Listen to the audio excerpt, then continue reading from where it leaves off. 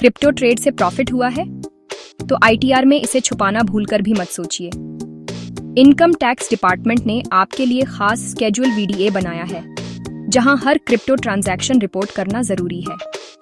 नमस्ते दोस्तों, मैं हूं आपका दोस्त और आप देख रहे हैं वंस टैक्स, जहां मैं क्रिप्टो और टैक्स को आसान भाषा में समझाता हूं।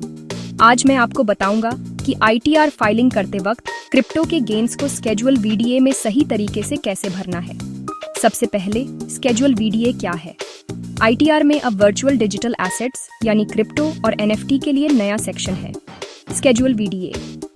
अगर आपने इस साल क्रिप्टो खरीदा या बेचा है तो ये सेक्शन आपको जरूर भरना है। अब आपको कौन कौन सी डिटेल्स चाहिए? एसेट टाइप मतलब बिटकॉइन, इथेरियम या जो भी आपने खरीदा है।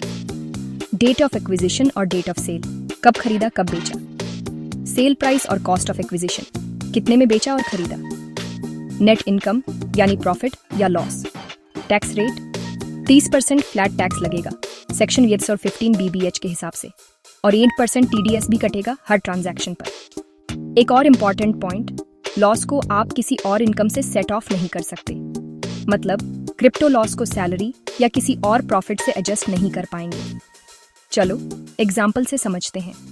मान लीजिए अर्जुन ने RS2 लाख में क्रिप्टो खरीदा और RS3 लाख में बेच दिया। प्रॉफिट हुआ RS1 लाख।